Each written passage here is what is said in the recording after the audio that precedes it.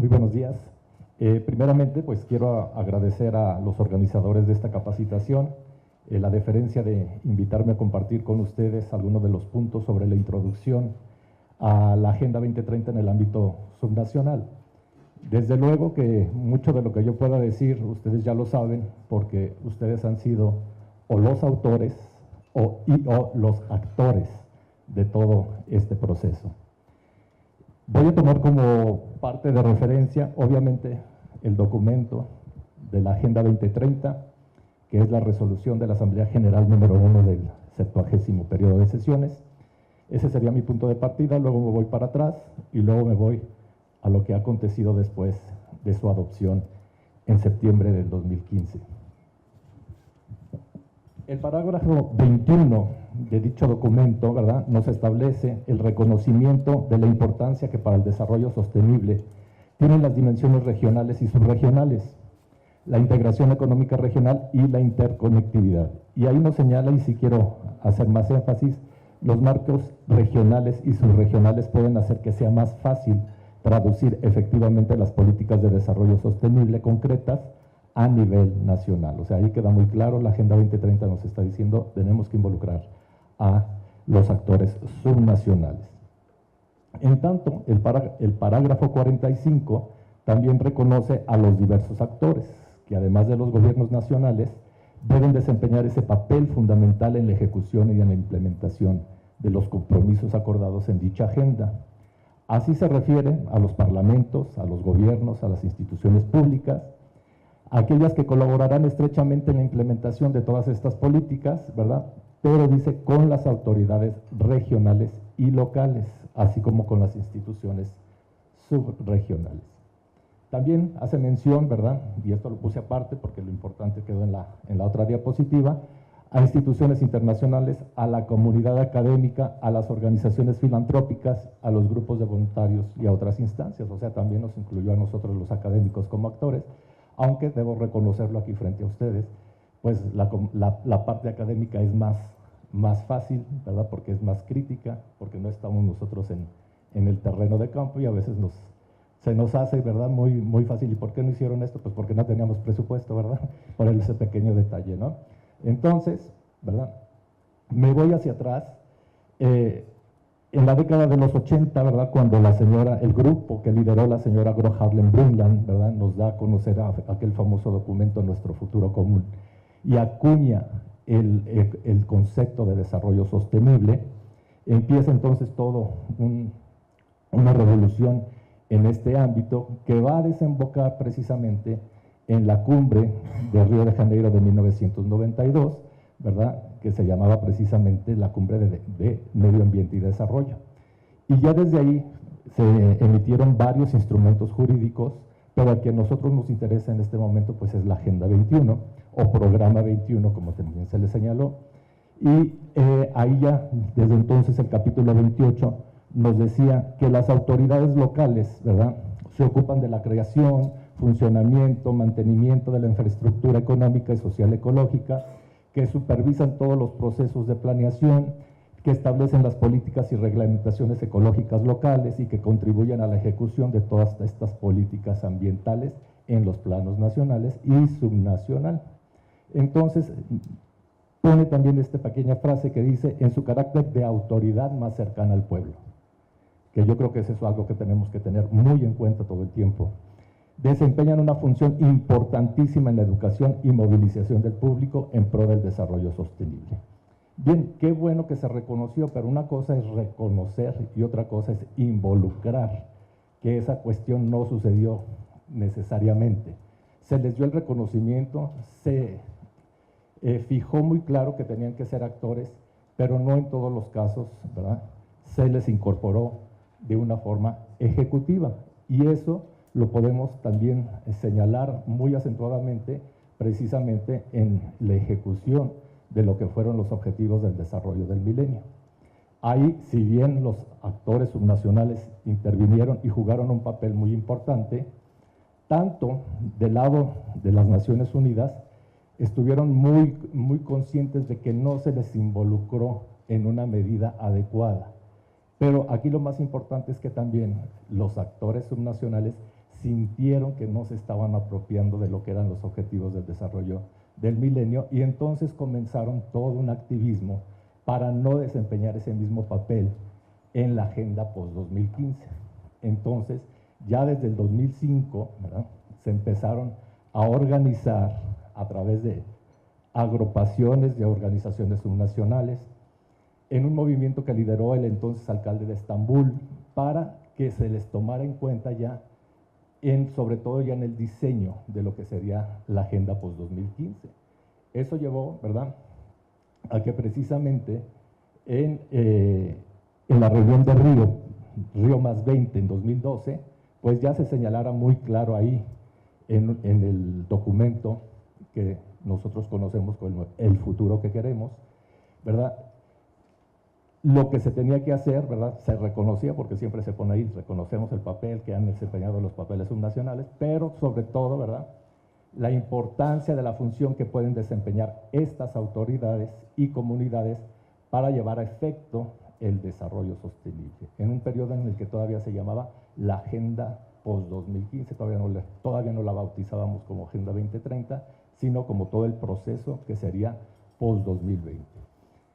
En el parágrafo 43 nos dice muy claro, el desarrollo sostenible requiere la implicación efectiva y la participación activa de las autoridades legislativas, judiciales regionales, nacionales y subnacionales. Ahí estaba muy claro, había sido el producto de este cabildeo que habían hecho y estaban ya de lleno para participar en la negociación de lo que sería la Agenda Post-2020. Y así fue como llegaron a constituir lo que para efectos de la negociación de la Agenda 2030 se llamó como un stakeholder, ¿verdad?, como un grupo de interés que tuvo una muy señalada importancia en esta situación. Entonces se creó la Global Task Force, ¿verdad?, de los gobiernos locales y regionales, pero dentro de todas las negociaciones pues ya participaron, ¿verdad?, lo que se llamó el grupo de interés de las autoridades locales, lideradas por 3 asociaciones de gobiernos subnacionales, en este caso ICLEI, NRG 4SD, ¿verdad?, y las Ciudades Unidas y los gobiernos locales. Entonces participaron de lleno e incluso ellos dicen, ¿verdad?, gracias a nosotros impulsamos, ¿verdad?, la inclusión del objetivo de desarrollo sostenible número 11, que son, ¿verdad?, las comunidades, perdón, las ciudades y las comunidades sostenibles. En la agenda, también en el objetivo número 17, que es fortalecer los medios de implementación y revitalizar las alianzas globales, si bien no se señala específicamente los medios de implementación, sí se habla mucho de lo que va a ser el seguimiento a toda la Agenda 2030, y ahí se quedó o se dejó muy claro que en todo este seguimiento deben participar los gobiernos subnacionales. Entonces también está incluido en el objetivo número 17 a partir del seguimiento, ¿verdad?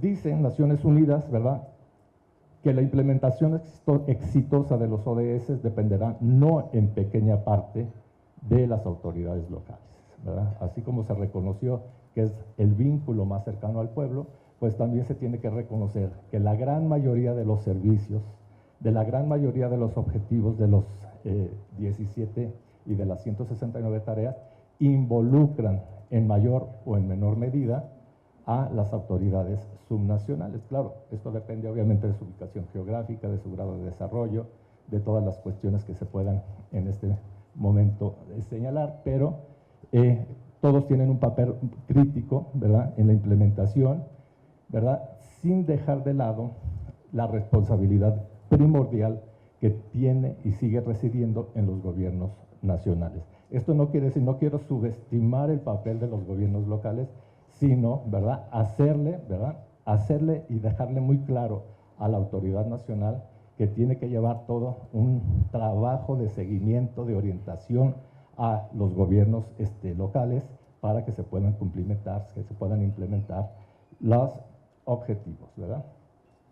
Tan es así, y hay una conciencia de parte de los gobiernos nacionales que se han empezado a formar instancias instancias donde desde el gobierno nacional se pueda de alguna manera impulsar a los gobiernos locales. También hay que señalar, ¿verdad? Hay detractores. En algunos estados se han dicho, a mayor descentralización se puede complicar la implementación de los objetivos de desarrollo sostenible. Afortunadamente son los menos. La gran mayoría está en la línea de que se le tiene que impulsar porque al final los ejecutores, los que están ahora sí con la materia prima de los ODS y sus 169 tareas, pues son los gobiernos subnacionales o los gobiernos locales. Entonces así, en cada uno de los países se han creado instancias, ¿verdad?, desde las cuales se apoya a los gobiernos, o de al menos se orienta a los gobiernos subnacionales para la implementación de la agenda. Y también el grado de compromiso queda muy ratificado dependiendo del organigrama, dependiendo de dónde se coloque precisamente esta instancia. Nosotros en México, pues sí, desde un principio tuvimos dentro de la Presidencia de la República la oficina. No siempre fue así en otros países. Por ejemplo, quiero citar el caso de España, porque España lo mete en la Cancillería, en el Ministerio de Relaciones Exteriores y Cooperación, y hace un grupo de alto nivel. Hay un cambio de gobierno en España y el nuevo gobierno toma una actitud completamente diferente a la que había mantenido su antecesor, y entonces, dependiendo directamente de la presidencia del Estado español, crea una oficina con un alto comisionado, que es alta comisionada o alta comisionada, para la ejecución de la Agenda 2030, y que tiene también como parte de sus tareas apoyar y acompañar, en este caso, a las comunidades autónomas. De hecho, en el examen nacional voluntario de este año, que es el primero que presenta España, el presidente Pedro Sánchez se lleva a los presidentes de la Comunidad Valenciana y del País Vasco, dentro de la delegación que presenta el examen nacional voluntario. Tenemos otra instancia, ¿verdad? Porque aquí es qué rol desempeñan los estados, y bueno, tenemos la Comisión para el Cumplimiento de la Agenda 2030, en la cual no voy a abordar, ya nos dieron, ¿verdad?, detalles, ¿verdad?, minuciosos de todo lo que está haciendo la CONAGO, pero al hablar de todo este proceso y el papel que juegan los estados, que es la tarea o el tema que yo quiero decir, sería, ¿verdad?, completamente un error de mi parte no mencionar a la CONAGO. En el reporte del Examen Nacional Voluntario de México, el que se presentó en el 2016, no es en el que se presentó este año, ya se afirmó que las autoridades locales contribuyen a garantizar la asequibilidad y la provisión de los servicios, comenzando por las unidades más pequeñas de gobierno y las que están más alejadas y necesitadas. Entonces ya hay un reconocimiento también de parte de la autoridad nacional del papel que tienen que desempeñar los gobiernos subnacionales, ¿verdad? En tanto que en el examen nacional voluntario de este año, el que se presentó en este año, también el gobierno reconoce en un apartado que se llama órganos de seguimiento e instrumentación de la Agenda 2030, ¿verdad?, a las instancias que han desempeñado un papel clave, y señala explícitamente a la CONAGO y al Instituto Nacional para el Federalismo y el Desarrollo Municipal del INEFED, ¿verdad? Recuerda también que en el seno de la CONAGO se estableció el compromiso sobre la instalación, ¿verdad?, de los OSIS por entidad federativa, que también ya nos acaban de señalar. Ahora que menciono el Informe Nacional Voluntario, el Departamento de Naciones Unidas para Asuntos Sociales y Económicos, UNDESA por sus siglas en inglés, elaboró una guía para la elaboración de estos exámenes nacionales. Y entonces ahí se hacen preguntas o se plantean preguntas que deben ser contestadas y que deberían de reflejarse en el contenido del examen. Y una de las preguntas es precisamente qué acciones han llevado a cabo los gobiernos subnacionales en la implementación de la Agenda 2030. O sea, no se puede obviar, ¿verdad?, al presentar el examen nacional lo que han ejecutado, lo que han realizado las unidades subnacionales, ¿verdad? Esto pues también ya se comentó, y ustedes, ahí decía que ustedes son los autores y los actores, pues ahí está parte de la implementación en la instalación de los consejos estatales de la Agenda 2030, ¿verdad? Ahí está, plan de actividades, de cómo se están, ya es Oaxaca a guisa de ejemplo, ¿no? Podría ser cualquiera de los estados, obviamente no van todos al mismo ritmo, ¿verdad? Algunos hay que empujarlos más, otros van ya muy avanzados, e incluso aquí ya se han mencionado sus nombres, ¿verdad? Esto, ¿verdad?, representa, y también ya se comentó, un reto también para los estados, que así como el gobierno nacional, acabo de decir, tiene la obligación de empujar a los estados, dada nuestra estructura federal, ¿verdad?, también los estados deben asumir el compromiso de empujar a los municipios para que también se hagan sus propios consejos. Y el reto, que también ya se mencionó, pues radica precisamente en hacer operativos estos consejos, ¿verdad? Que no se queden como una instancia más del gobierno, sino que realmente contribuyan a el cumplimiento o la implementación, como le llamamos en la nomenclatura de la Agenda 2030, de todos los objetivos, ¿verdad? Les decía que yo traigo, pues, obviamente la visión académica, y la visión académica a veces es más pesimista, ¿verdad? A veces no es tan triunfalista, no le quiero decir así, ¿verdad? Pero yo me voy a referir también al quinto transitorio de la reforma que se hizo este año a la ley de planeación. Y ahí mi crítica es que yo creo que el legislador se quedó un poco corto, que fue condescendiente con el Ejecutivo, ¿verdad? Porque, pues, por los términos que se emplearon en la redacción del transitorio, ¿verdad? Dice, las administraciones públicas federales correspondientes a los periodos 2018-2024 y 2024-2030, ¿verdad? O sea, son los dos próximos sexenios y son los que van a abarcar la Agenda 2030, podrán considerar, esa es mi gran crítica, ¿verdad? O sea, porque podrán es una prerrogativa, ¿verdad? Entonces, se trataba de, si íbamos a subir esto a ley, ¿verdad?, pues darle la obligación al Estado mexicano, ¿verdad?, de que se tomara en cuenta, ¿verdad?, el contenido, las estrategias para el logro de los objetivos de desarrollo sostenible.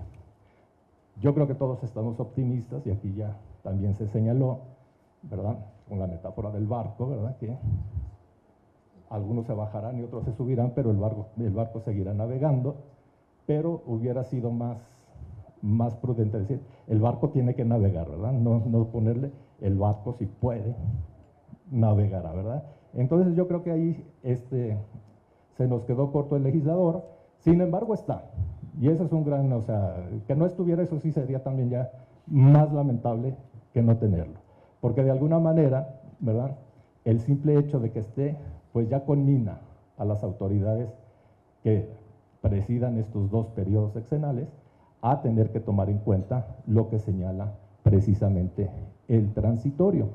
Y bueno, este transitorio nos va de alguna manera a llevar a nosotros, ¿verdad?, los gobiernos nacionales, ¿verdad?, con la tarea de que, como ustedes saben, nuestros planes estatales y nuestros planes municipales tendrán que estar alineados también al Plan Nacional de Desarrollo necesariamente. Entonces es toda una cadenita, ¿verdad? En el caso concreto, y antes de la vigencia de esta disposición legal, pues ya muchos, ¿verdad?, de los estados ya o bien, ¿verdad?, alineado sus planes de desarrollo a la Agenda 2030, o bien incluso han hecho adecuaciones o modificaciones a sus planes, porque estos planes fueron emitidos antes del inicio de esta agenda, que fue el 1 de diciembre de 2016. Nosotros sobre todo tuvimos elecciones de gobernadores en 2015 y en 2016, ¿verdad? Entonces ellos son los que de alguna manera ya empezaron con este proceso. Este año tuvimos la elección de 9 autoridades gubernamentales estatales, entonces ellos sí ya esperemos que necesariamente tengan que poner la alineación a la Agenda 2030. Recuerden, la ley de planeación da 6 meses a la autoridad, al Ejecutivo, para que se presente el respectivo plan. Entonces, pues, toma posesión el 1 de diciembre y a partir de ahí 6 meses para conocer su plan, digo, como periodo máximo. Entonces, ahí es donde, ¿verdad?, podríamos ver la alineación que haga el Plan Nacional de Desarrollo, y algunas de las autoridades locales ya podrán también incluir la alineación al Plan Nacional de la Administración entrante, porque también las legislaciones estatales en materia de planeación también nos ponen fechas. Entonces también no necesariamente concuerdan, algunos sí, pero no todos necesariamente con los tiempos de toma de posesión de la autoridad estatal, ¿verdad? Esto, como les decía también, en el marco comparativo, pues no es nuevo, no es único de nosotros, ¿verdad? En otros países está pasando exactamente lo mismo. Aquí tengo un caso de un estado nigeriano, un estado indio, donde también han hecho sus planes de desarrollo y los han empezado a alinear a la Agenda 2030. En el caso de Assam, en la India, fue el primero que lo hizo sin ninguna orientación por parte de alguna autoridad como el PNUD. Lo hicieron ahora sí que de motu propio y pusieron el ejemplo para que otros estados lo hicieran. En el caso de Benue, en Nigeria, ¿verdad? Lo voy a decir, ¿verdad? No quiero poner ahí el mal ejemplo, ¿verdad? Y que después digan, ¿verdad? Pues que aquí también, ¿verdad? Benue, por ser el primer estado nigeriano, recibió recursos adicionales, tanto del gobierno nigeriano como de una organización internacional para el desarrollo en África, por haber también puesto el ejemplo, en este caso, en Nigeria.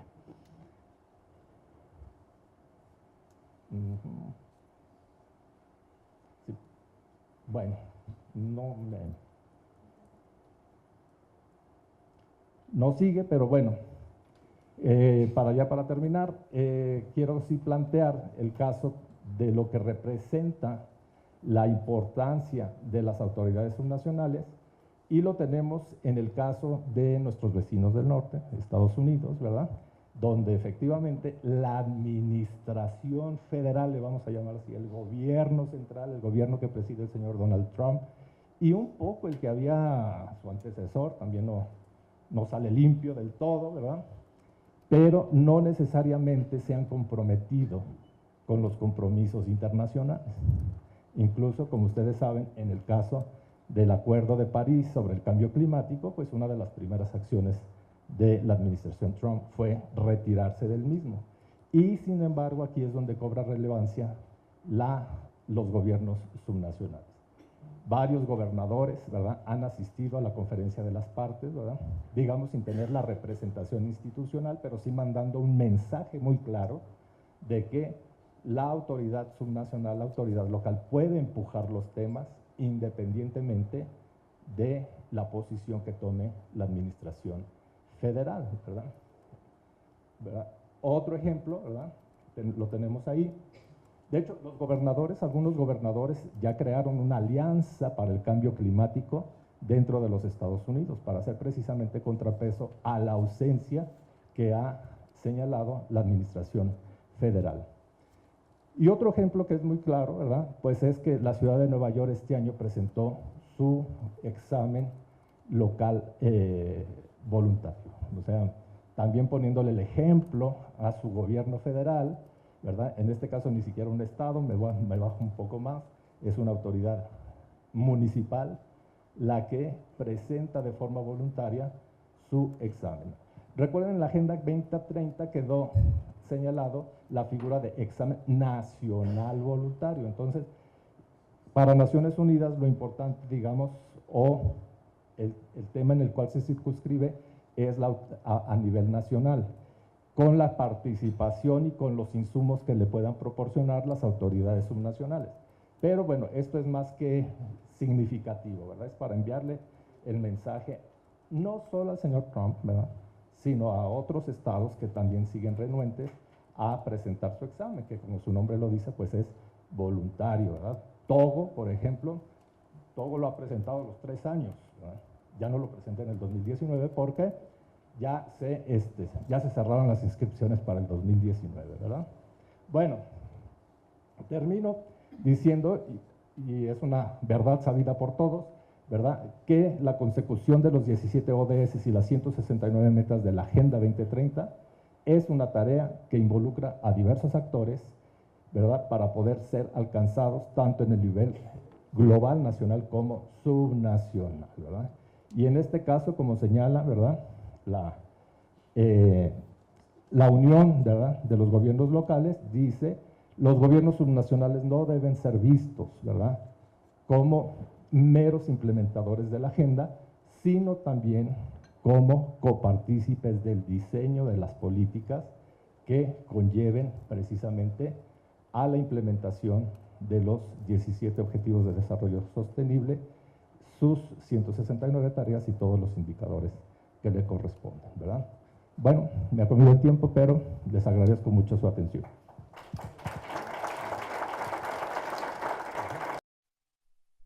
Gracias a todos ustedes, es un gusto para mí estar por aquí. La verdad, aunque soy chilanga, soy profundamente federalista y municipalista, y entonces me da muchísimo gusto poder estar aquí para platicar de la importancia de bajar la Agenda 2030 a nivel subnacional y a nivel municipal. Bueno, pues ya han tenido una plática introductoria, pero yo quisiera regresar al término de desarrollo sostenible, que por lo general pues se identifica mucho con la parte ambiental. Sin embargo, no es la idea. El desarrollo sostenible en 1987 se definió en 3 dimensiones, que son la ambiental, la económica y la social. Sin embargo, el desarrollo de los países, por lo general, está primordialmente en la parte económica, después en la social, y la ambiental desaparece. En los objetivos del milenio, que fueron los que se comprometieron muchos países a cumplir, lo que se ve es que estaba muy recargada en la parte social y de oportunidades para los hombres y las mujeres, y la parte ambiental otra vez quedaba bastante disminuida, bastante aislada. Ya con los ODS, como seguramente ya vieron más temprano, alineados en estos 5 ejes, lo que vemos es que ya están contemplados la mayor parte de los problemas que están en los diferentes países, en los diferentes estados, en los diferentes municipios, y comparados con los ODMs, pues vemos que sí hay un gran cambio, porque se empiezan a atender muchísimos otros temas que antes no habían sido atendidos. La Agenda 2030 entonces quiere romper con ese paradigma de desarrollo que vimos que, aunque se estaba hablando de desarrollo sostenible con sus 3 dimensiones, la ambiental, la económica y la social, estaba o está todavía muy encaminada a la parte económica, y hay que avanzar mucho en la parte social y en la ambiental. Reconocer este carácter multidimensional es muy importante, porque pues en realidad, si no se van atendiendo estas 3 dimensiones, pues no va a haber un desarrollo armónico, y sobre todo realmente no va a haber sustentabilidad. Esto es la forma que estamos viviendo actualmente, y que pudiéramos a lo mejor catalogar que hubiera un bienestar o una cierta calidad de vida en clases medias, digamos, si no cambiamos la forma en que se están desarrollando los países en los que estamos empujando el desarrollo en los estados y en los municipios, no vamos a poder garantizar que las generaciones futuras tengan eso que nosotros le llamamos bienestar o calidad de vida en la actualidad, porque no vamos a tener los recursos naturales, y por lo tanto vamos a tener muchísimos más problemas sociales, y por lo tanto tampoco va a haber desarrollo económico. Entonces, lo que trata la Agenda 2030 y los Objetivos del Desarrollo Sostenible es poner muy desglosado sobre la mesa cómo está todo interrelacionado, cómo no podemos descuidar ninguna de las dimensiones de la sustentabilidad si es que queremos realmente un desarrollo. Y además nos permite en este desglose, en este poner sobre la mesa todos estos objetivos, el poder aspirar a una implementación integral. Entonces hay 3 principios básicos de la Agenda 2030: universalidad, es decir, pueden ser aplicados para todos, para un país, para un estado, para un municipio. Es integral, es decir, abarca todas las dimensiones, pero también nos permite identificar las interrelaciones que nos van a hacer cumplir con estos objetivos y el no dejar nadie atrás. Esto también es importante, no me toca a mí, pero sí quisiera platicarles que ya en un entendimiento de la agenda, del desglose de todos estos objetivos, en los municipios, por ejemplo, se va a tener la claridad de dónde y cómo se pueden ayudar a las comunidades más marginadas. Recordemos que los municipios pues es el contacto más cercano con la población y esta agenda realmente, si se construye desde el municipio hacia arriba, probablemente sí se logren los cambios que estamos requiriendo. La integralidad se logra porque en la formulación de los objetivos del desarrollo sostenible se trató de no dejar de lado ningún problema relevante.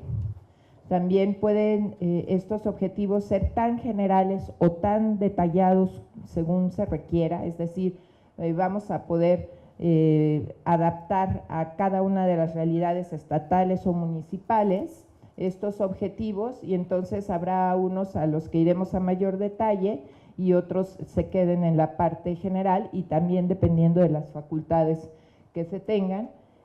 Nos va a permitir identificar las interrelaciones entre los objetivos y esto es importante porque a veces ocurre que tratamos de resolver un problema pero en realidad no estamos yendo hacia la causa que lo está provocando y en este mapeo sí vamos a poder identificar si realmente el problema que queremos resolver se resuelve solamente con un tipo de acción o necesitamos pues llegarle desde varias áreas para poder resolverlo y también nos va a permitir identificar, por ejemplo, que no haya contraposiciones entre soluciones propuestas que al final puedan estar anulando el efecto positivo que estamos buscando.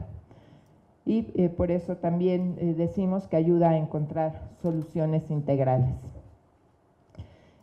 Como ya se ha visto en las presentaciones anteriores, los ejes que plantea la Agenda 2030 y que están pues bien determinados los objetivos en ellos, busca atender a las personas, al planeta, la prosperidad, la paz y esto se va a lograr a través de las alianzas.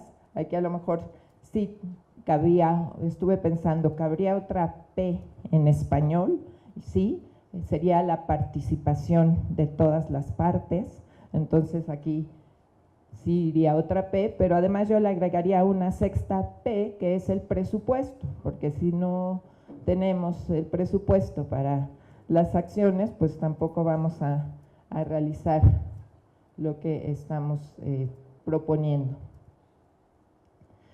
Y me gusta esta lámina porque a lo mejor al tener en este acomodo a los objetivos no terminamos de entender lo que hemos platicado de integralidad o lo que hemos platicado de interrelación y entonces me gusta mucho cuando los colocan de manera circular, me parece que nos puede dar una mejor idea de la integralidad de todos los objetivos del desarrollo sostenible.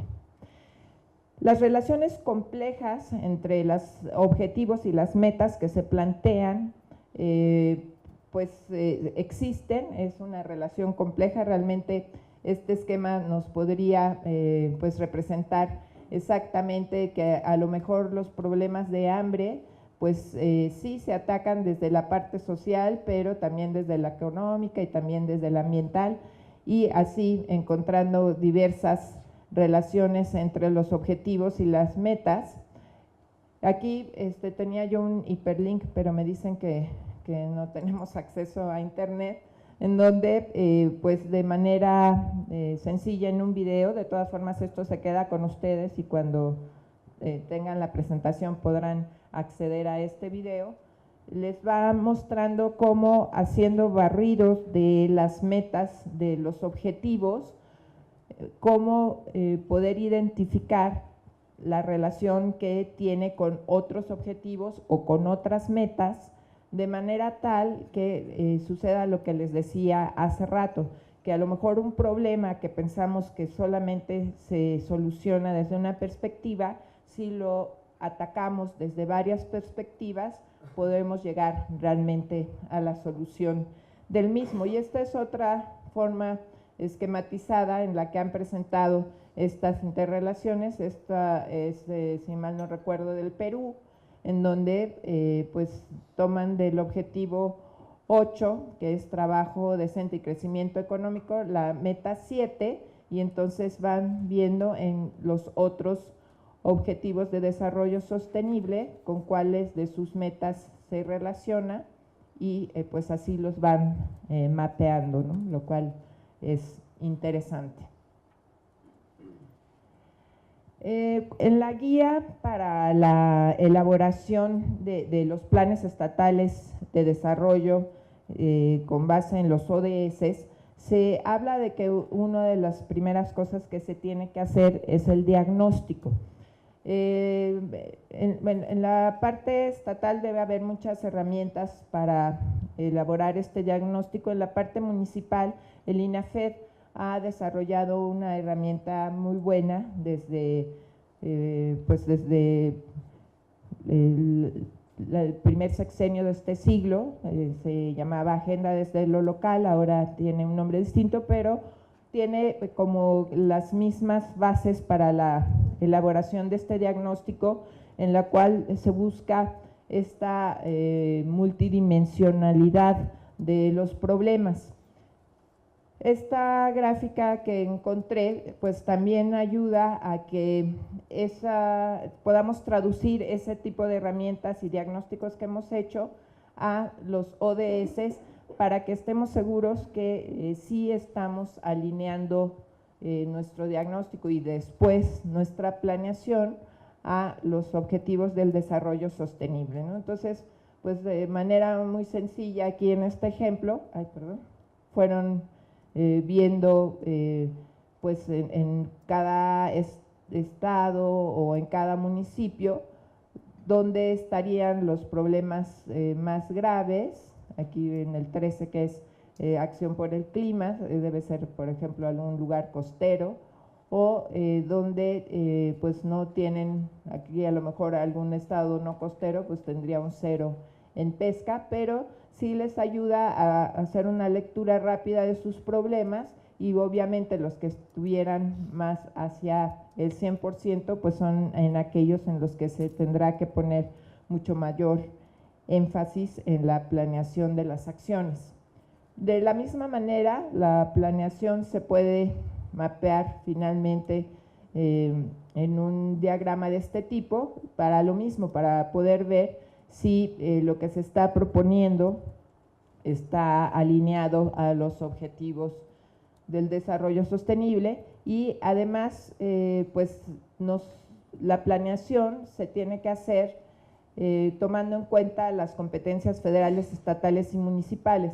Es decir, por ejemplo, un estado que va a hacer su plan estatal de desarrollo debe tener muy en claro qué es lo que pueden hacer por sí mismo, qué es lo que pueden potenciar con los programas federales, y también cuáles son las alianzas que puedan hacer con los municipios para que también puedan irse resolviendo los problemas.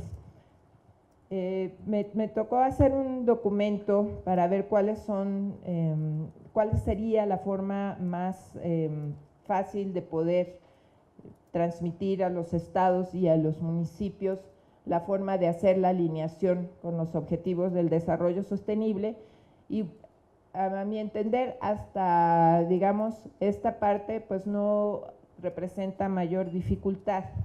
Creo que lo que sí tenemos que trabajar todavía mucho en los estados y sobre todo en los municipios es la capacitación en la planeación, que realmente se puedan definir bien los objetivos, se puedan definir bien las metas, se puedan definir bien los indicadores.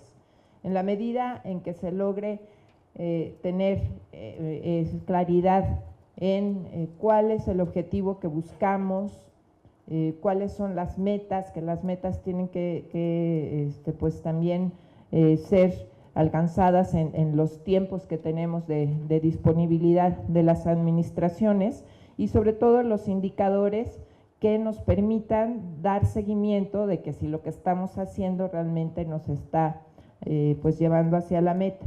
Y también depende de un buen diagnóstico, porque los indicadores pues tienen que partir también de líneas bases claras para que pues digamos al principio de la administración en tal tema estábamos en 0, a los 2 años ya estamos en 6, a los 4 años ya estamos en 8 y a los 6 años llegamos al 10 que estábamos esperando. Pero si no aprendemos a clarificar esta parte de qué es lo que nos va a indicar si estamos haciendo bien las acciones, y que además eso lo hayamos definido para lograr los mayores impactos, entonces no vamos a resolver los problemas. Entonces, más que preocuparnos por entender esta parte de la alineación a los objetivos del desarrollo sostenible, necesitamos realmente formar cuadros que sepan de planeación, que sepan, por ejemplo, del marco lógico, que sobre todo para la Secretaría de Hacienda es muy importante que cuando se soliciten recursos para grandes proyectos lleven el marco lógico en donde estén muy claros todos estos elementos. Y los casos de éxito, que también tenía aquí el hiperlink, pues ya hay al menos 2 planes estatales de desarrollo que han sido elaborados, alineados con los ODS, y seguramente entre los participantes aquí veo que hay compañeros del Estado de México que podrán mucho mejor que yo explicarles cómo hicieron el ejercicio, y también el Estado de Chihuahua hizo su plan estatal de desarrollo ya alineado con los objetivos del desarrollo sostenible.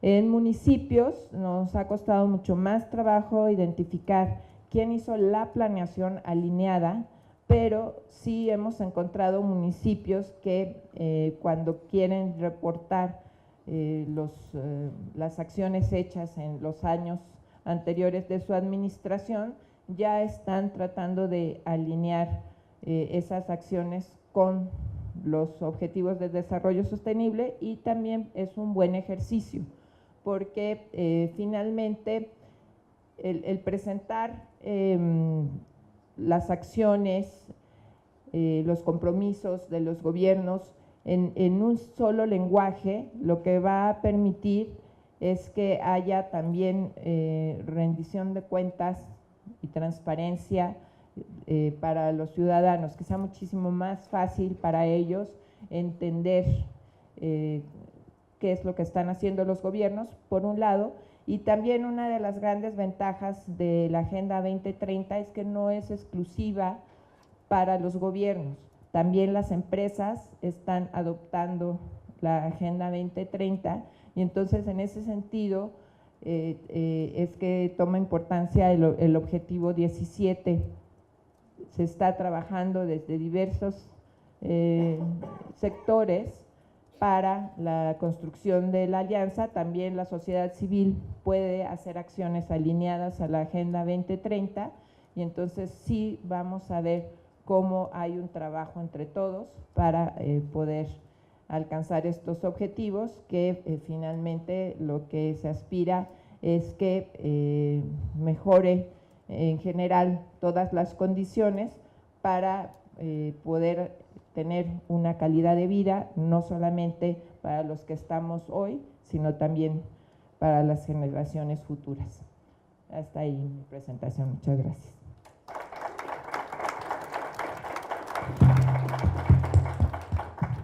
Muchas gracias, Sandra. Bueno, ahora pasamos a nuestro siguiente caso, o más bien a revisar nuestro siguiente principio. Este siguiente principio tiene que ver con no dejar a nadie atrás. Y Helge, que ya se había presentado, es el director del programa Iniciativa 2030 de la Cooperación Alemana al Desarrollo, nos va a compartir justamente este caso, ¿no? Y tiene que ver cómo en este caso se refleja la incorporación del principio de no dejar a nadie atrás. Entonces, Helge, por favor. Muy bien, muchas gracias, Francisco. Pues el segundo objetivo o principio importante de la Agenda 2030, que siempre se menciona, quizás el principio más visible es el principio de no dejar nada atrás, ¿no? Pero al final nosotros nos preguntamos qué significa, ¿no? Que si esto solamente es un slogan o realmente si hay, digamos, algunos imperativos de acción detrás de este principio, ¿no? Y mi ambición hoy no es, digamos, presentarles un concepto holístico y amplio y concreto de ese principio, pero sí plantear algunos temas que pueden estimular la discusión. Pues primero sabemos que los gobiernos del mundo enfatizaron ese principio en el documento, en la resolución de la Agenda 2030 que anteriormente se ha mencionado, que prometen básicamente que en el desarrollo sostenible nadie se quede atrás, ¿no? Y reconocemos que la dignidad de la persona humana es fundamental para cumplir los diferentes objetivos de desarrollo sostenible. La pregunta es ahora por qué era necesario reiterar este principio, ¿no? Ya que sabemos durante los ODM ya se ha hecho un progreso, un avance significativo en materia de la reducción de la pobreza extrema, tal como el Banco Mundial lo está definiendo. Aquí vemos, por ejemplo, que entre 93 y 2015 hubo una reducción de la pobreza extrema absoluta de 35% a 10%. También la brecha de la pobreza, es decir, la distancia que los pobres tienen que cubrir para pasar la línea de la pobreza, se disminuyó bastante a nivel mundial. Y esto debido a varios factores, pero en particular por un crecimiento constante en el mundo, en particular en las economías emergentes, ¿no? En particular en economías emergentes muy pobladas como China y como India. Y ya, Abel ya lo comentó, que es básicamente dejar atrás, ir más allá de los promedios, ¿no? Aquí vemos, por ejemplo, el desarrollo de la tasa de la pobreza de China, que básicamente podría poner fin a la pobreza extrema, tal como el Banco Mundial lo define, y la tasa de reducción de pobreza de África subsahariana. Y aquí vemos que el avance era muy leve. Pues la idea de no dejar nada atrás cuando los jefes de gobierno y de Estado lo acordaron era, sí tenemos que ver, en promedio tenemos avance, pero cómo logramos a las poblaciones más rezagadas que son muy difíciles a lograr. Pues entonces tenemos que ir de low hanging fruits, ¿no? Digamos las cosas que podemos lograr más fácil de los ODM, a las ODS, a los high hanging fruits. Es decir, tenemos que hacer un esfuerzo mucho mayor para lograr a los más rezagados. Pues, ¿qué hay de nuevo? Por un lado, como comenté, inversión en lograr realmente los que son más difíciles a lograr, ir más allá de los promedios, pero también priorizar los más marginados o vulnerables. Es decir, queremos ver si podemos tener un progreso en estas poblaciones más rápido si lo comparamos con el progreso y avance de las poblaciones más privilegiadas. Eso se llama convergencia beta, es decir, queremos hacer un catch-up proceso, es decir, queremos disminuir las desigualdades también. Esto es el principio, ¿no? La perspectiva multisectorial, voy a hablar sobre esto un poco más tarde, y por supuesto en este principio la perspectiva territorial es fundamental, ya que sabemos que la distribución de la pobreza y la desigualdad no es igual, digamos, no es igual en un territorio, pero sí hay focos y bolsas, pockets of poverty, se dice, focos de pobreza, ¿no? Pues si hablamos de del no dejarme atrás, se habla básicamente de 3 dimensiones. Una dimensión es, y creo que eso es la dimensión que nosotros conocemos quizás mejor, es el objetivo de poner fin a la pobreza. Aquí vemos, por ejemplo, la pobreza de ingreso de México, que sí hubo una disminución, pero también un estancamiento durante los últimos años. Pero esto es la pobreza de ingreso en México, y sabemos que la pobreza se define también cuál es el acceso que una persona tiene a servicios públicos importantes para su bienestar, como es educación, salud, vivienda sostenible, alimentación, pero también cohesión social. Y aquí vemos como Coneval define la pobreza por ciertas carencias, que la pobreza multidimensional sí hubo un estancamiento, pero también una reducción durante los últimos 2 años. Sin embargo, la segunda dimensión que es importante es la reducción de las desigualdades, como les dije, ¿no? Si realmente queremos ver que el avance de los más pobres o de los más vulnerables sea más rápido que los que son más privilegiados, pues estamos hablando de la reducción de la desigualdad. Aquí a mano derecha, y estoy checando cómo funciona aquí vemos el coeficiente Gini de México, pues es básicamente un coeficiente, para los que no saben, es la relación entre el ingreso de los segmentos más ricos en relación a los segmentos más pobres. Aquí vemos la evolución a lo largo del plazo, ¿no? Si vemos en los años 80, sí era relativamente bajo, pero hubo una alza, subió bastante el coeficiente de Gini, es decir, falta explicar, un Gini de 0 es igualdad total y un Gini de 1 es desigualdad total. Y aquí vemos, hay varios factores, ¿no? Un factor que se menciona es la pérdida del poder de adquisición del salario mínimo, que ha sido importante, un factor importante en esa época. Y aquí, a partir de los años 2000, hubo una reducción bastante, por ejemplo, debido a remesas más altas de los Estados Unidos, pero también programas sociales más efectivos y un aumento general del salario real aquí en México, ¿no? Pero aquí vemos, con respecto a la desigualdad, también en los últimos años hay un estancamiento también hasta 2012, ¿no? Aquí otra gráfica quería compartir también, ¿no? Ya que una pregunta es, ¿cuál es la igualdad antes de transferencias y impuestos y después de transferencias y impuestos? Es decir, ¿qué tan redistributivo es un sistema fiscal de un país? Y aquí vemos que el Gini antes de la redistribución en México queda más o menos igual, hay una reducción leve, pero si lo comparamos con otros países, Brasil, Estados Unidos y Suecia, esa diferencia es, digamos, menos, ¿no? Aquí Suecia, por supuesto, es, yo como alemán también, un caso aspirador, ¿no? Aspiramos todos a tener, digamos, quizás la situación de desigualdad de Suecia, pero Estados Unidos y Brasil también tienen una reducción del Gini antes y después, es decir, del ingreso disponible, bastante significativo. Pues la desigualdad, porque lo discutimos por un lado, porque queremos este avance más rápido, y sabemos que en general reducir las desigualdades son importantes en prevenir, por ejemplo, conflictos sociales, tasas de crimen, pero también hay una cifra que dice entre 85 y 2005, el aumento de la desigualdad ha causado que el crecimiento económico ha sido 10% más bajo, digamos, de México en este periodo. Y la tercera dimensión tiene mucho que ver con desigualdades horizontales, una disculpa. Las verticales son las desigualdades de ingreso, pero las desigualdades horizontales entre grupos de la población son igual fundamentales y tienen mucho que ver con la no discriminación. Aquí esto lo conocemos muy bien, la diferencia de la tasa de pobreza de población indígena y la población total. Y aquí tenemos la brecha de remuneración entre hombres y mujeres, por ejemplo. Eso es el gender wage gap, ¿no?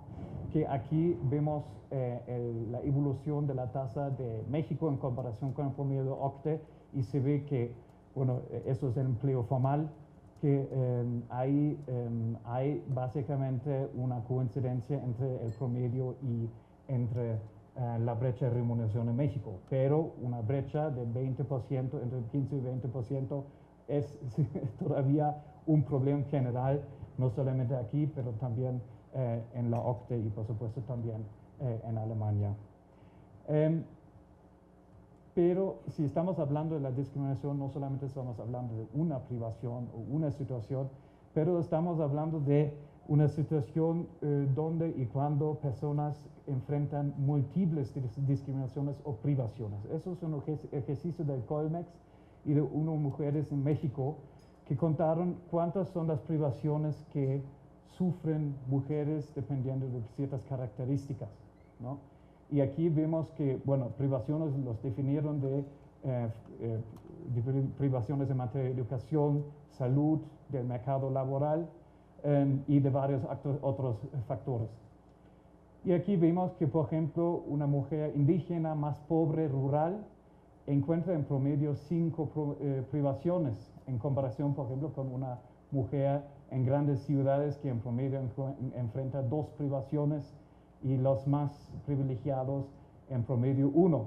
Una privación es una demasiado, obviamente, pero relativamente bajo si lo comparamos con personas que están viviendo, digamos, que pertenecen a poblaciones indígenas más pobres y rurales. Es decir, dependiendo de las características de una persona, sí hay estas múltiples discriminaciones que están frenando o no están permitiendo a una persona a participar en el desarrollo de un país. Pues, ¿qué tiene que ver esto con la perspectiva territorial? Pues ya se mencionó varias veces, la perspectiva territorial es clave porque por un lado los gobiernos locales y estatales son más cercanos a los grupos vulnerables y conocen las circunstancias de la vida. Pues eso es importante también, identificar cuál es la situación actual de ciertos grupos vulnerables. Y así se puede adaptar mejor las políticas a esas necesidades, pues aumenta no solamente la eficiencia del gasto, como sabemos, pero también aumenta el impacto de esas políticas.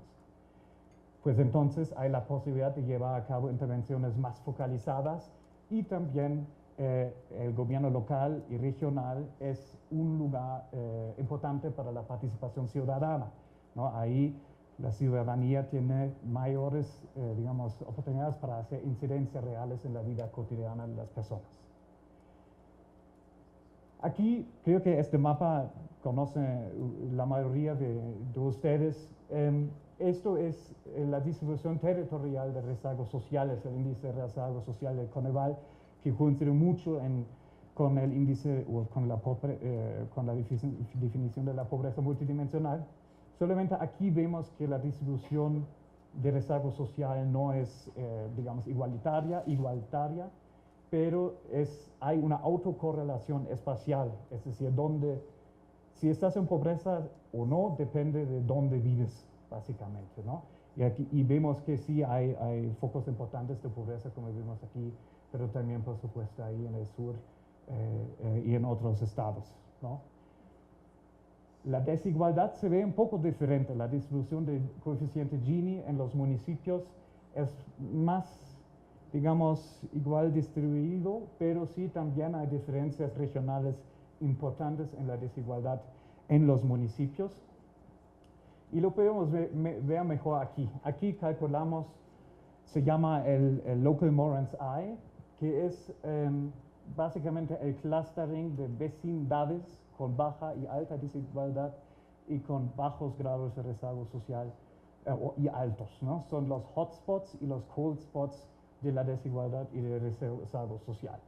Pues aquí vemos, bueno, claro, algunos hotspots del rezago social y algunos hotspots de la desigualdad aquí y los cold spots básicamente donde hay concentraciones, ¿no?, regionales de esos dos indicadores.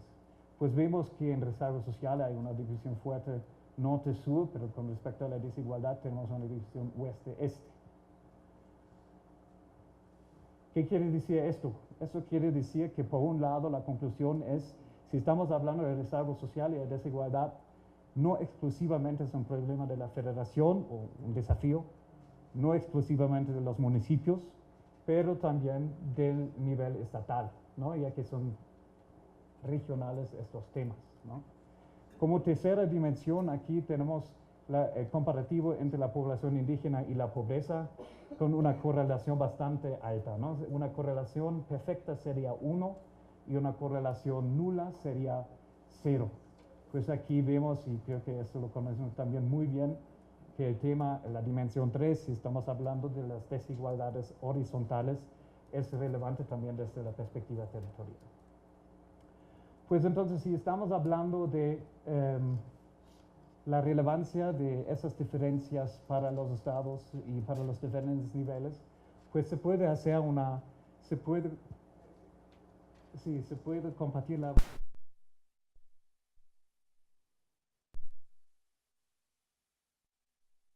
proporción o una parte que depende de las características a nivel estatal y una variación de la pobreza entre los municipios dentro de los estados.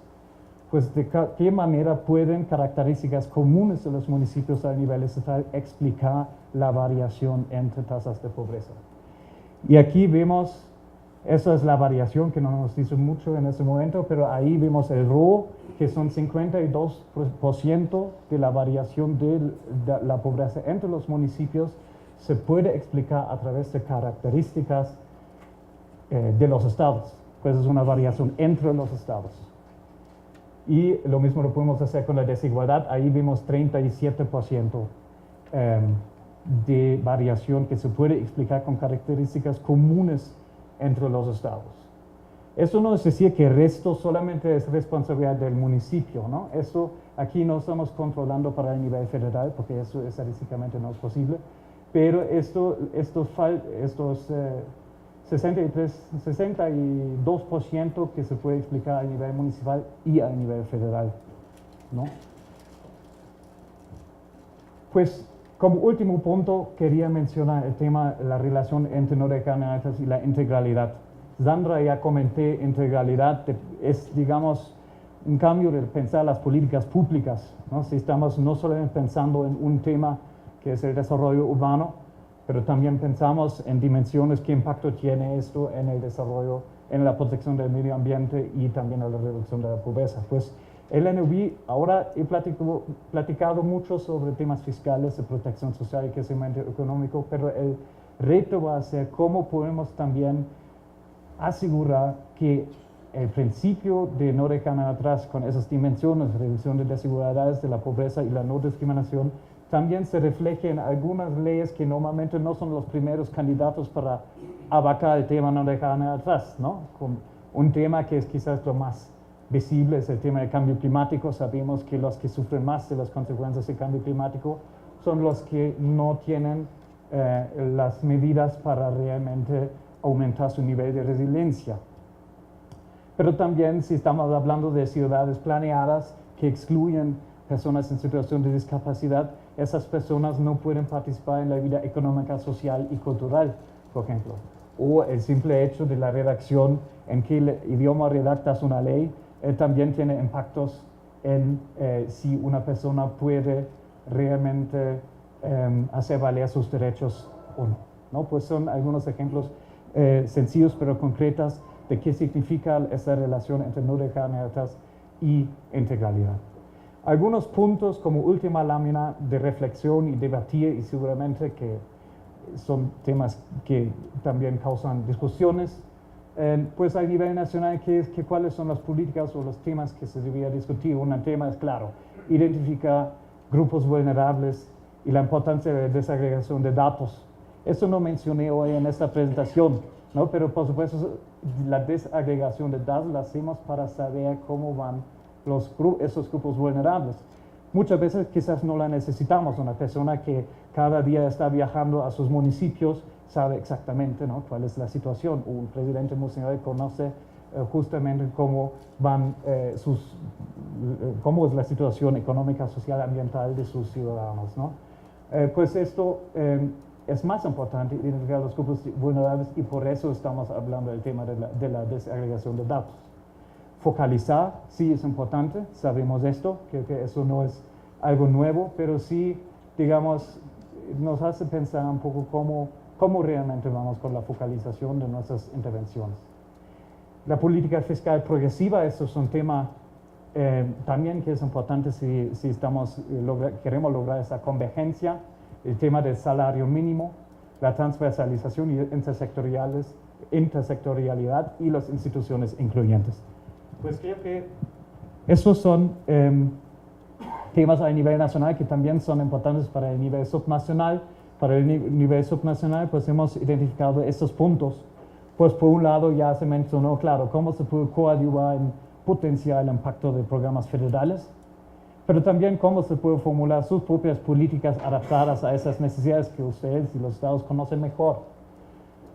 Luego, el aumento del impacto de transferencias federales y estatales es un tema que sí es importante saber, con todos esos recursos que llegan del nivel federal, cómo se puede ahí maximizar el impacto y hacer el gasto de esas transferencias más efectivo si sea necesario. Ese es un tema también que estamos discutiendo con, por ejemplo, el estado de Oaxaca, donde se quiere analizar el impacto, por ejemplo, del Fondo de Aportaciones de Infraestructura Social, pero también del FOTAMUN, y la recaudación local. Sabemos que hay una relación extremadamente fuerte entre la recaudación local y entre la pobreza, pues no sabemos si la pobreza determina la recaudación local o la recaudación local determina la pobreza, pero sí hay esta relación, y la pregunta es cómo podemos aún más aumentar la recaudación local.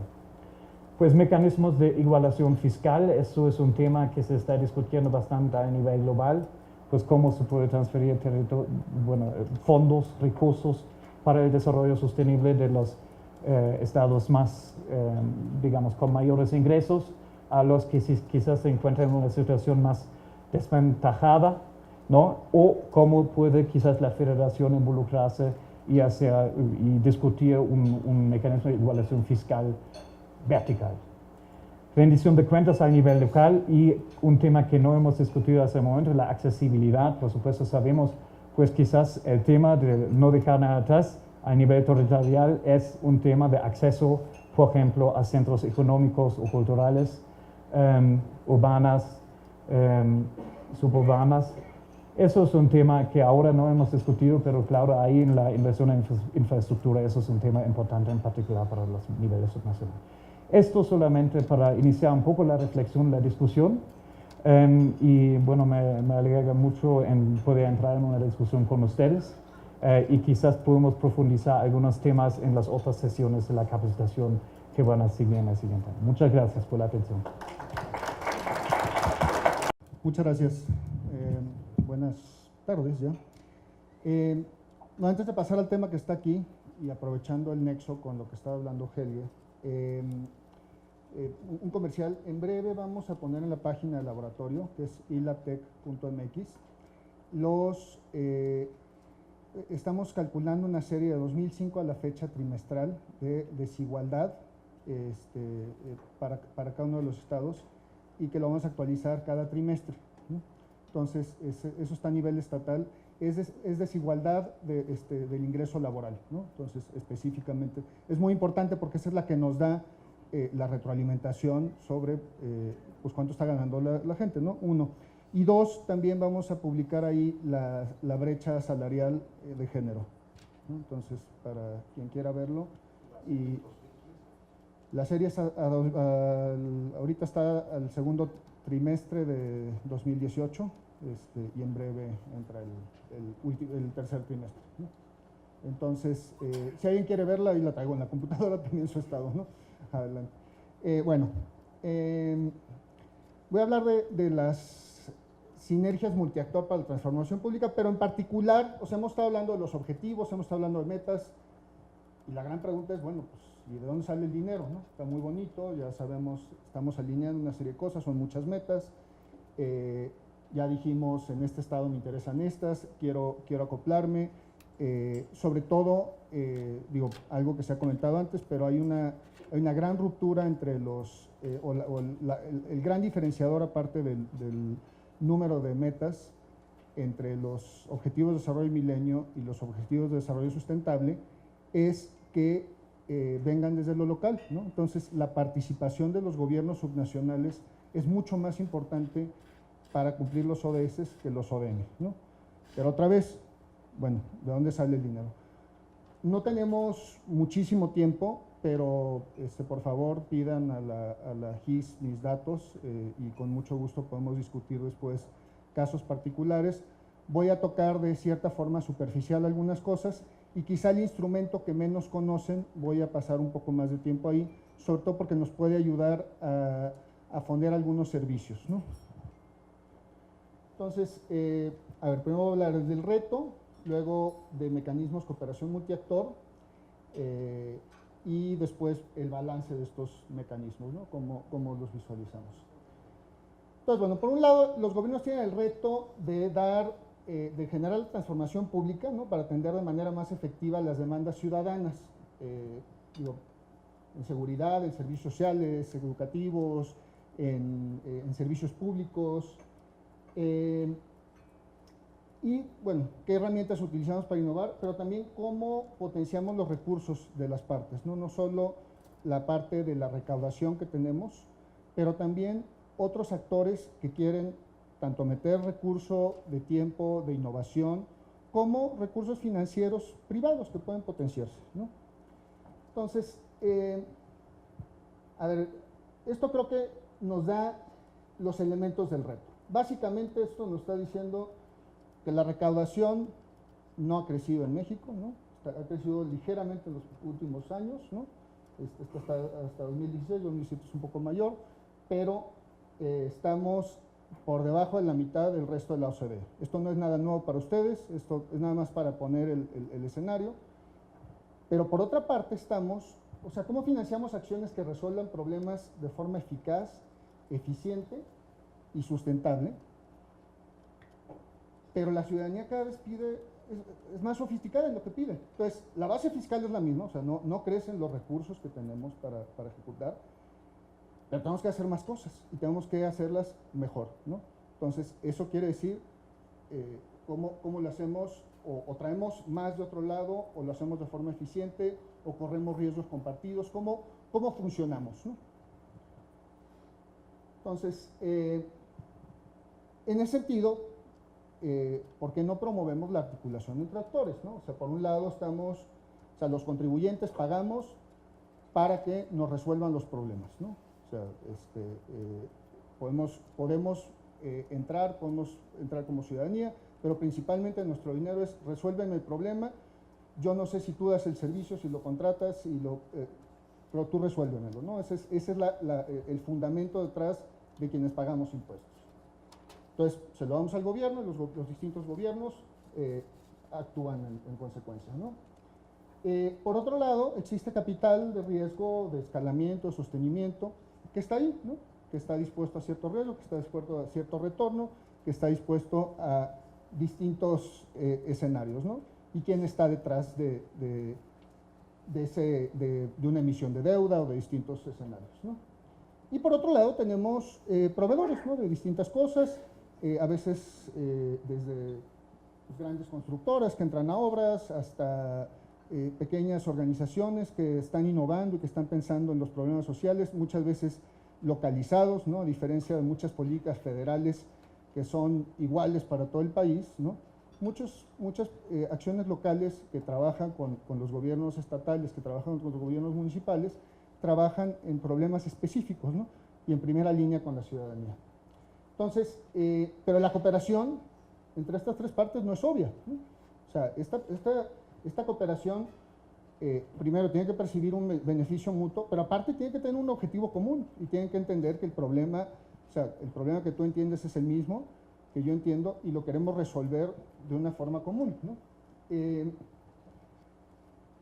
si los articulamos, cómo aprovechamos las sinergias entre ellos. Entonces, déjame hablar de 3 mecanismos.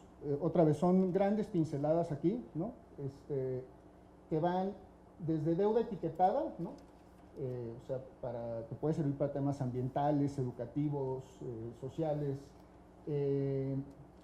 asociaciones público-privadas y contratos de impacto social, ¿no? Las asociaciones público-privadas principalmente se enfocan a infraestructura, como saben, ¿no? Sobre todo en México, y los contratos de impacto social también los vamos a enfocar a temas sociales, educativos, de salud y ambientales, pero también a la parte de servicio, no solo a temas que nos resuelvan, o sea, que tengan que acabar en ladrillo y concreto y fierros, ¿no? O sea, en cosas que podemos tocar. Entonces, a ver, los bonos etiquetados, ¿no? Sirven para resolver un problema particular. Entonces, por ejemplo, los bonos verdes, ¿no? Esa es una emisión de deuda pública privada, perdón, que se alinea a ciertos principios, ¿no? Green Bond Principles. Hay unas reglas específicas que sigue la Bolsa Mexicana de Valores, ¿no? Entonces, y lo aplican a energías renovables, a control y prevención de contaminación, o sea, cosas, como ven, tiene cierta amplitud en el catálogo, siempre y cuando siga ciertos principios, pero está encaminado, ¿no? Está etiquetado, no es una deuda general, no es como cuando emito un certificado de la tesorería, donde lo uso como deuda soberana para cualquier cosa, ¿no? Y uno más específico en México, por ejemplo, son los bonos 100, ¿no? Los bonos que lanzaron para la infraestructura de las escuelas, que ahorita hablamos un poco más a fondo. Entonces, ¿perdón? Exactamente, ¿no? Entonces, ¿qué pasó con las escuelas al 100? Bueno, llegó la administración del presidente Peña, hicieron el censo, dijeron, bueno, son las carencias que hay en las escuelas, y bueno, ya está toda la planeación, vamos a hacer lo siguiente, y se cae el peso del petróleo, ¿no? Entonces, digo, entre otras cosas. Entonces, ¿cómo fondeo esta infraestructura que necesito? Entonces, calcularon alrededor de 50,000 millones de pesos en su momento para 3 años, entre 2015 y 2018, y dijeron, vamos a emitir un bono. En ese momento lo anunciaron con el primer levantamiento con un 8%, ¿no? Una tasa fija. Digo, para los que no son financieros, digamos, hay 2 tipos de bonos, ¿no? Uno con una tasa especificada, que puede ser fija o variable, o bonos cupón cero, que no tiene una tasa de retorno específica, pero tiene un diferencial entre precio de compra y precio de venta, ¿no? Entonces, con el respaldo del Estado mexicano, lo meten vía Banobras, se califica en la mejor calificación, o sea, vale al final lo mismo en el mercado que un CETE, ¿no? Y le dicen a los estados, bueno, si tú quieres, tú dime qué escuelas van a entrar, pues ya saben todo su proceso con la unidad de inversiones, ¿no? Y entonces, yo lo voy a cobrar vía el Fondo de Aportaciones Múltiples, ¿no? Entonces, bueno, en realidad, pues, no es una gran cooperación, ¿no? Con el sector privado. Básicamente, y los primeros en comprar, pues fue Bancomer, y luego entraron las Afores, o sea, y en el caso de las Afores, bueno, ellos tienen que entrar en instrumentos calificados, tienen que cuidar mucho el ahorro de los trabajadores, ¿no? Finalmente. Entonces, pues básicamente es un instrumento seguro con cierta rentabilidad, entro como inversionista o no. Ahorita 8%, pues ya la tasa de 10 años ya está pegando al 9%, ¿no? Ayer. Entonces, con la volatilidad que hemos traído entre octubre y noviembre, las tasas de referencia y bueno, y el Fed en Estados Unidos, ¿no? Entonces, bueno, y si mal no recuerdo, fueron 3 rondas, ¿no? De levantamiento, pues, cercanos a los 50,000, los estados entraban de esa forma, pero otra vez, es un mecanismo relativamente tradicional, ¿no? de emisión de deuda, que como lo hace una empresa o como lo hace un o lo hacen la deuda soberana, ¿no? Gobiernos. Luego, las asociaciones público-privadas, que también conocen bien, básicamente tiene tres principios, o sea, ¿qué trae detrás, no? Por un lado decían, vamos a apalancar, o sea, esta concepción es que el sector privado es más eficiente y tiene más experiencia en hacer cosas. Podemos debatirlo, ¿no? Pero ese es uno de los principios que está detrás. Y entonces, pues traigamos ese conocimiento y esa experiencia para resolver ciertos específicos, ¿no? Vamos a levantar financiamiento a mediano y largo plazo, ¿no? Un tema muy fuerte que ustedes viven todos los días, pues es bajo la planeación y vamos con temas anuales, ¿no? Entonces, y en este caso obras sobre todo, pues no se acaban entre octubre que se da el presupuesto y diciembre que hay que ministrarlo, ¿no? Acabar de decir, ¿no?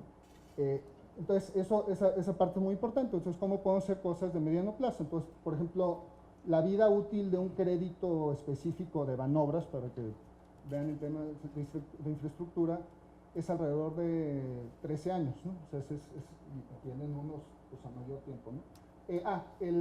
Perdón, no lo dije, pero está a 23 años, ¿no?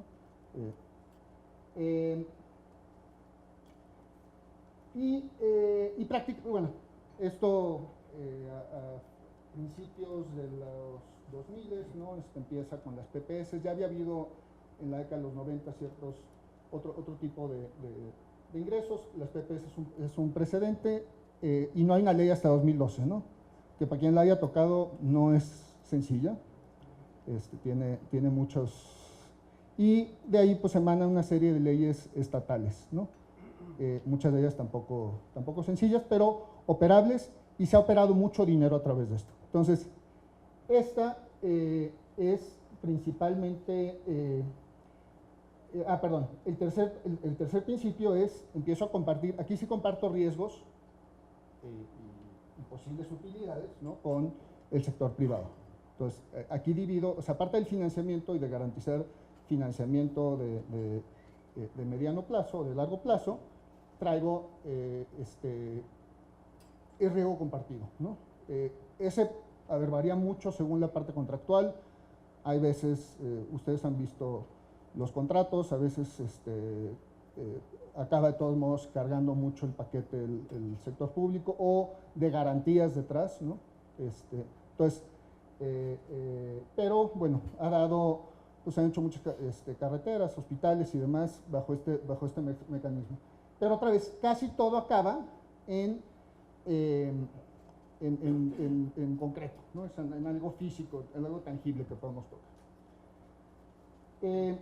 Entonces, otra vez, de nuevo aquí, en todo esto, fíjense lo que decía al principio, no estamos utilizando cierta innovación que hay en la sociedad, y no necesariamente en la sociedad de lucro, ¿no? O con fines de lucro, pues, lo tan buena como la otra, pero pequeños que están pensando en soluciones, ¿no? Entonces, hay un esquema, el que se le llama pago por resultados, donde, sobre todo con temas o servicios sociales, donde al final no puedo tocar el puente, ¿no? O sea, al final contrato un puente, puedo tocar el puente y ahí está, ¿no? Puedo medir ciertas cosas. Y ya, se acabó. Y si me decían que ese puente tiene X o Y impacto social, pues ya no, o sea, el estudio de prefactibilidad me dijo, y ya no salgo a ver si tiene lo que dijo, porque yo ya pagué lo que pagué, ¿no? Ahora, en temas de los servicios, cuando yo digo voy a tratar el desempleo, voy a tratar que no deteriore la diabetes de los pacientes, que no, esas cosas no es un tema de proceso, no es un tema de pagar solo por el servicio, de una capacitación para que se empleen. Es para decir, oye, tengo éxito, tengo que lograr que esa persona siga empleada, ¿no? Siga empleada en un empleo formal o en lo que definamos como éxito, ¿no? Que esa persona a los 6 meses no se le deteriore la hiperglucemia por la diabetes tipo 2 que tiene, ¿no? Ese tipo de cosas, entonces, entra este tipo de contrato condicionado. Yo no sé cómo le haces, yo te voy a contratar el servicio y tú lo que me vas a dar es un resultado. ¿no? Entonces tú te enfocas, proveedor, al resultado, en vez de la inflexibilidad del contrato que dice, esto lleva 3 agujas y lleva 2 paquetes de gasas y lleva todo esto, ¿no? Que a lo mejor es puro desperdicio, o no necesitan todos eso específico. Yo te voy a contralar a tal porcentaje, no puedes, es mi tasa de éxito, y a lo mejor me pagas inclusive incremental si no va mejor, ¿no? Esto, obviamente, es un esquema donde el riesgo se lo estás cargando al proveedor, ¿no? Si no funciona, no te pago. ¿Qué quiere decir eso? Pues que solo grandototes con gran capacidad financiera pueden entrar, ¿no? Entonces, si pensamos en un monstruo comprador como el IMSS, ¿no? Y dicen, bueno, voy a hacer la hemodiálisis, por ejemplo, que subrogan, ¿no? Pues a lo mejor gana un grupo grandote en una zona, con un hospital grandote, ¿no? Alguno de los 5 nacionales que conocemos, y no necesariamente eso, digo, no quiero atacar a ningún grupo específico, pero no necesariamente eso nos da los mejores resultados para el usuario, ¿no? Porque a lo mejor hay un chiquito que se juntaron un nefrólogo y un administrador, y dicen, nosotros tenemos unas clínicas pequeñas donde atendemos cerca de la población, entran y salen, no pasan más del tiempo que necesitan, entonces nuestro servicio es mucho mejor, más rápido, cercano a la población y más barato, ¿no? Porque aparte el grupo grande, una vez que se quedó con ese, pues al siguiente contrato tiene la capacidad de subir, o sea, entonces esa parte es importante. Entonces, pero todos estos chiquitos pues no tienen la capacidad de decir, oye, ¿cómo entro yo si no hay un mercado adicional, ¿no? Este tema de pago por resultados ha crecido mucho en el mundo. Por ejemplo, el Banco Mundial trae alrededor de 26,000 millones que apalancan cerca de 100,000 en proyectos en distintas partes, ¿no? Por poner un ejemplo, hay una serie de fondos a nivel internacional. Reino Unido es el que más tiene. Obama en 2012 estableció desde la Casa Blanca unos 100 millones de dólares, que ha ido creciendo, el Congreso lo ha crecido. Entonces hay esquemas, hay experiencia internacional de algo relativamente nuevo, ¿no? Ahora, hay un esquema específico donde, ¿por qué no metemos un tercer actor? Pues cuando yo soy chiquito y no puedo cargar con eso, traigo alguien que corre el riesgo, ¿no? Un inversionista que diga, oye, si pasa, si se cumplen, le pagamos, ¿no? Y hay una evaluación independiente, o sea, que las dos partes, o sea, aquí el pagador final, digamos, el gobierno, y el inversionista, que es a quien se contrata, ¿no? Por el servicio otra vez, dicen, y nos va a auditar tal, ¿no? ¿Y estamos de acuerdo? Sí, ¿no? Y si se cumplen las metas acordadas, pues se paga, ¿no?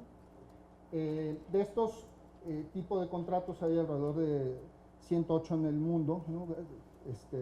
Ya cercanos a 200, de hecho. Hay como 15 que han ya madurado. Es un instrumento que arrancó en 2010, ¿no? Y otra vez nos ayuda a enfocarnos a ciertos servicios, ¿no? Otra vez pensando en los objetivos. Ahorita pensamos en ciertos objetivos, ya tengo que acabar. Pero, por ejemplo, regresando, ¿no? El mecanismo de la deuda etiquetada, ¿no? El tipo de escala es de grande a muy grande, ¿no? O sea, son para cosas grandotas. Cuando salgo al mercado, luego satelizo, hago una serie de cosas, y principalmente el gobierno es el emisor, ¿no? Perdón, el que corre el riesgo, no debería ser emisor aquí, me confundí, pero principalmente el gobierno corre el riesgo. ¿De qué? Bueno, o finalmente los ciudadanos, ¿no? El dinero de los ciudadanos es el que, si no se cumplen los objetivos de la inversión, pues perdemos por eso, ¿no? Entonces, específicamente, por ejemplo, ¿en qué podemos pensar por ejemplo, en el bono 100, ¿no? El objetivo 4, ¿no? Trae la educación de calidad, la meta 4A, calidad de las instalaciones y demás, ¿no? O sea, entonces nos puede ayudar a ciertos objetivos específicos que estamos viendo los ODS. Las APP son muy grandes también, ¿no? Estamos hablando pues arriba de 9 ceros generalmente en las operaciones, ¿no?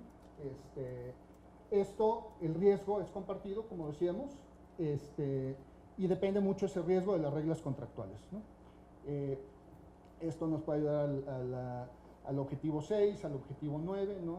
El 6.1, por ejemplo, el acceso universal a agua potable, ¿no? El 9 toca infraestructura. Entonces, y los contratos de impacto social son de escala menor, ¿no?